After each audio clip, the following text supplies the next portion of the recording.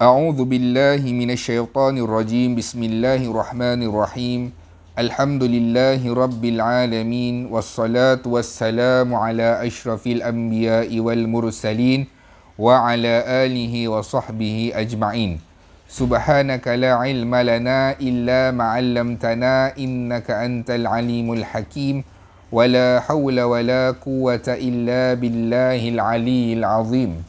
Yang pertamanya, radina billahi rabba, kami redha Allah Tuhan kami. Wa bil islami dina, Islam cara hidup kami. Wa bi Muhammadin nabiyyan wa rasulah, dan kami semua percaya senang hati Muhammad sallallahu alaihi wasallam adalah seorang nabi dan juga rasul. Kita masih lagi bersama dengan sebuah kitab yang diberi nama Adat versus Ibadat. Jawapan kepada amalan kontroversi, karangan Dr. Muhammad Nizam bin Abdul Qadir. Ini kitabnya. Kitab ini membicarakan tentang sesuatu ibadah itu yang tidak pernah dilakukan di zaman Rasulullah sallallahu alaihi wasallam, dan kita umat Nabi Muhammad 1400 tahun lebih ini yang buat perkara itu. Adakah ibadah yang kita buat itu adalah adat, ataupun ibadah yang kita buat itu walaupun tidak dilakukan di zaman Rasulullah sallallahu alaihi wasallam, adakah perkara itu, ucapan itu mendatangkan kemurkaan Allah Subhanahu wa taala ataupun mendatangkan dosa kepada si pelakunya. Jadi Dr. Muhammad Nizam bin Abdul Qadir mengambil pendekatan bahawa kita mestilah berlapang dada dalam perkara-perkara khilaf. Perkara-perkara khilaf.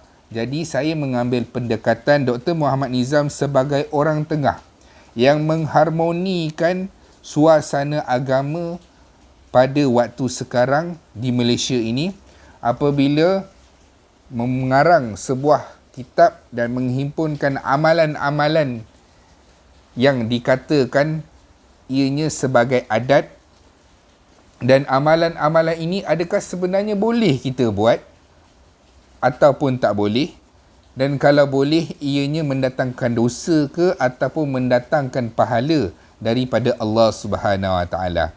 Jadi kita akan masuk bab yang seterusnya, iaitu bab 5, bacaan surah An-Nas sebelum takbiratul ihram. Kita lihat ya.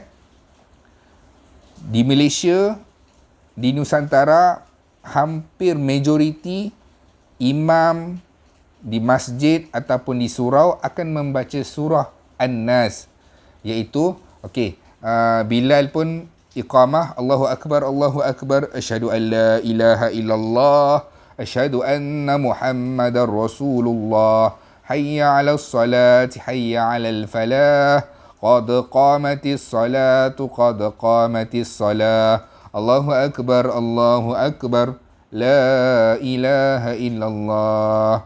Kemudian semua orang masuk saf, imam pun akan baca Bismillahirrahmanirrahim, Qul a'udzu birabbin nas, malikin nas, ilahin nas, min syarril waswasil khannas, alladhi yuwaswisu fi sudurin nas, minal jinnati wan nas. Lepas tu imam pun baca usolli, niat solat, Allahu Akbar. Jadi sekarang ni kita nak lihat adakah bacaan surah An-Nas itu sebelum memulakan solat itu adalah perkara bid'ah ataupun perkara yang tidak dibenarkan. Dalam ini pengarang kitab memberitahu kita mengakui bahawa kita tidak menemui hadis sahih bahawa Nabi membaca surah An-Nas sebelum memulakan solat. Memang tak ada. Namun, mengapakah masyarakat mengamalkannya? Antara faktornya adalah untuk menjauhkan kita daripada godaan iblis dan syaitan sebelum kita melakukan solat. Bayangkan waktu kita lakukan solat itulah iblis bergondong-gondong akan datang untuk menghasut kita, melalaikan kita, melupakan kita, mengingatkan kita perkara-perkara yang daripada luar solat. Selalunya lah kita kalau solat, dalam keadaan solat tu barulah terfikir mana tadi aku tutup api ke tak masa dekat dapur. Masa tengah solat lah baru terfikir, oh aku dah letak kasut dekat dalam rumah ke belum, tadi hujan nanti basah. Masa solat tu lah baru macam-macam ingatan kita sampai. Jadi ulama' dahulu mengambil pendekatan kita membaca surah An-Nas. Sebab apa? Sebab walaupun tak ada dalil ataupun yang ditunjukkan oleh Nabi Muhammad sallallahu alaihi wasallam, kita lihat di dalam Al-Quran surah An-Nahl. A'udzu billahi minasyaitonir rajim. Fa idza qara'tal Qur'ana fasta'idz billahi minasyaitonir rajim. Maka apabila kamu hendak membaca Al-Quran, maka berlindunglah kepada Allah daripada syaitan. Dalam Al-Quran bagi tahu untuk apa-apa sahaja selain daripada membaca Al-Quran sekalipun, kita mestilah meminta perlindungan daripada Allah Subhanahu Wa Taala. Sebab tu bila kita nak naik kenderaan, walaupun dalam bukan situasi melaksanakan ibadah, kita akan baca Subhanallazi sakhkhara lana hadza wa ma kunna lahu wa inna ila mukhrinin rabbina lamunqalibun. Kita pun baca doa naik kenderaan. Kita mohon perlindungan daripada Allah Subhanahu Wa Taala. Kemudian dalam tidur pun kita baca doa. Dalam kita nak masuk tandas pun, Allahumma inni a'udzubika minal khubuthi wal khaba'is. Kita baca, kita meminta perlindungan daripada Allah. Ini kan pula dalam keadaan kita nak solat. Kita nak solat ni, nak menghadap Allah. Nak solat, nak menghadap Allah, imam baca surah An-Nas. Sebab apa surah An-Nas? Sebab dalam surah An-Nas inilah, surah An-Nas ini mengandungi permohonan doa kepada Allah daripada gangguan, kejahatan, was-was yang ada dalam hati manusia. Bila kita tengok terjemahan dalam surah An-Nas, dalam terjemahan itu, kita minta kepada Allah, ya Allah, ya Tuhanku, jauhkan aku daripada sebarang godaan, sebarang perasaan was-was, gangguan syaitan. Dan surah itu sangat sesuai dan sangat dekat dengan maksud untuk kita lakukan solat. Untuk kita nak lakukan apa-apa ibadah, kita meminta pertolongan daripada Allah Subhanahu Wa Taala. Sebab ramai orang tanya, kenapa surah An-Nas? Kenapa tak surah Al-Baqarah ke, surah Al-Imran ke? Mereka orang yang begini adalah mempeleceh-lecehkan kita. Mempelecehkan juga dan juga bermain-main dengan kita. Adakah kita nak membaca surah Al-Baqarah yang panjangnya hampir daripada 10 muka surat sebelum kita nak memulakan solat? Jadi pelecehan inilah yang sebenarnya membimbangkan kita. Sedangkan apa yang ulama' ini nak bawa adalah untuk mengajarkan kita, menenangkan kita sebelum kita memulakan solat. Bukannya kita ambil wuduk apa semua, terus Allahu Akbar. Tenang dulu. Sekurang-kurangnya istighfar kepada Allah Subhanahu Wa Taala. Astaghfirullahalazim, astaghfirullahalazim, astaghfirullahalazim. Tarik nafas, baru Allahu Akbar. Jadi ulama' tambah lagi dengan membaca surah An-Nas. Istiqamah.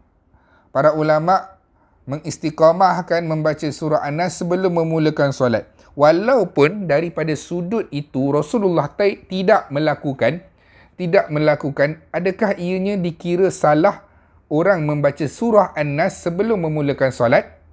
Adakah ianya salah? Sebab apa? Atas sebab tidak mengikut cara Nabi Muhammad sallallahu alaihi wasallam. Kita jangan bezakan kehidupan kita dengan kehidupan Nabi Muhammad sallallahu alaihi wasallam.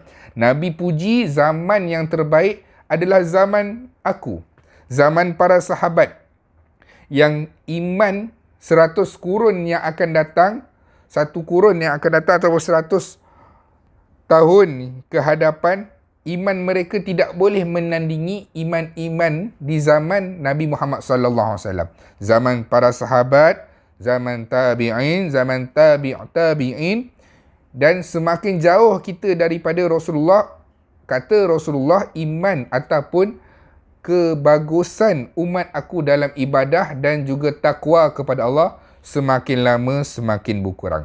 Bukannya tak ada, ada, tapi jumlahnya makin berkurang. Sebab itulah kita tak boleh nak bandingkan kita dengan umat-umat terdahulu.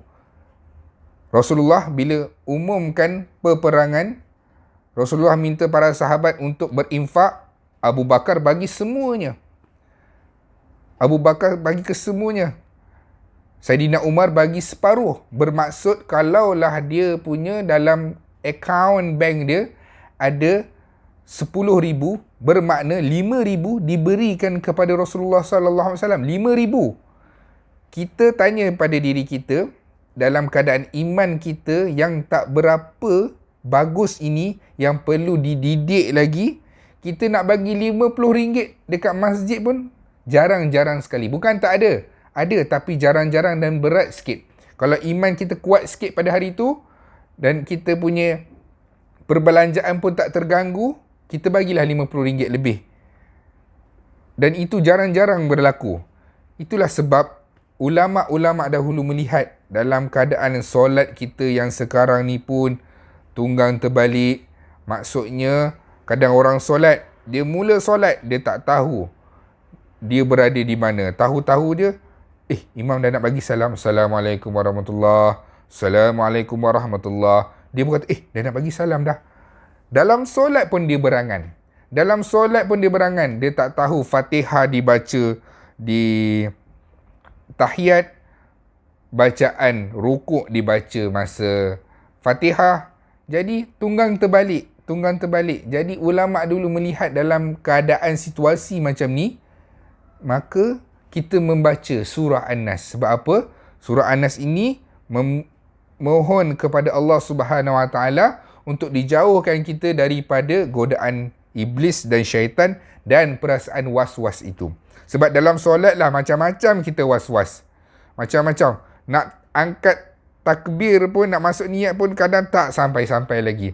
Jadi ulama dahulu mengambil pendekatan membaca surah An-Nas. Kita tengok dalam hadis Nabi Muhammad sallallahu alaihi wasallam, Nabi bersabda, "Man nazala manzilan thumma qala a'udzu bikalimatillahi tammat min syarri ma khalaq lam yadurruhu syai'un hatta yartahila min manzilihi dhalik." Artinya, sesiapa yang berada di sebuah rumah, kemudian dia membaca doa, aku berlindung. Dia baca doa, dia duduk dalam rumah, kemudian dia membaca doa, aku berlindung kepada kalimah Allah yang sempurna daripada kejahatan yang dia ciptakan, maka sesuatu apa pun tidak akan memudaratkan dia sehingga dia beredar. Riwayat Muslim. Hadis ini secara umum menyuruh agar memohon perlindungan kepada Allah, hatta walaupun dalam isu keselamatan diri dan sebagainya. Dalam isu keselamatan pun kita dianjurkan untuk memohon pertolongan daripada Allah. Ini kan pula isu untuk ibadah. Isu kita untuk memulakan ibadah. Sebab apa? Sebab dalam hadis yang lain, riwayat Muslim, Nabi bagi tahu, "Dzaka syaitan yuqalu lahu khazzab, fa idza ahsastahu fata'udz billah minhu watful ala yasarika thalatha." Itu ialah syaitan yang dipanggil sebagai khanzab. Maka apabila kamu merasainya, maka berlindunglah kepada Allah daripadanya dan berludahlah sebelah kiri kamu sebanyak 3 kali. Dalam hadis ini terdapat galakan agar umat Islam memohon perlindungan daripada Allah meskipun dalam solat. Hal ini demikian kerana seseorang itu hilang tumpuan dan macam-macam gangguan daripada iblis yang akan mengganggu kita dalam urusan ibadah. Jadi ulama mengambil pendekatan surah An-Nas ini sangat sesuai dan membawa maksud yang jelas untuk meminta perlindungan daripada Allah Subhanahu Wa Taala di samping menenangkan hati kita sebelum kita menunaikan solat. Maka tidak ada salahnya untuk kita membaca surah An-Nas dan beristighfar sebelum memulakan solat. Pada masa yang sama, tiada satu pendapat ulama pun yang menyatakan bahawa solat seseorang terbatal. Maksudnya tak ada pendapat ulama yang bagi tahu kalau baca surah An-Nas, solat yang kamu nak lakukan akan jadi terbatal atau tak sah apabila membaca surah An-Nas sebelum takbiratul ihram. Justeru kita sewajarnya berlapang dada. Jadi kita berlapang dada dalam perkara ini. Kalau kita tak setuju sebab tak ikut cara Nabi, selesai. Kita ikut cara Nabi. Dalam keadaan kita boleh solat dalam keadaan baik tanpa gangguan. Jangan kita kecam orang yang solat sebelum memulakan solat dia baca surah An-Nas. Jangan kita kata dia sesat. Jangan kita dia lakukan bid'ah, kamu akan masuk neraka. Sebab Nabi kata siapa yang melakukan bid'ah yang tidak diajarkan aku akan masuk dalam neraka. Kita jangan cakap macam tu sebab kita tak tahu dia punya perkara yang sebenar. Sebab apa? Kita membaca Al-Quran sebelum melaksanakan solat untuk meminta pertolongan daripada Allah. Bukannya kita meminta pertolongan dari yang lain, tapi kita meminta pertolongan daripada Allah agar dijauhkan daripada gangguan syaitan. Semoga solat yang kita lakukan itu berkualiti, tenang dan diterima oleh Allah. Jadi sekadar itu dulu. Yang baik datang daripada Allah, yang lemah adalah daripada saya sendiri, manusia biasa yang penuh kesilapan dan kekurangan. Jadi apa yang orang awam perlu tahu adalah perkara asas dan basicnya sahaja. Wallahu a'lam. Assalamualaikum warahmatullahi wabarakatuh.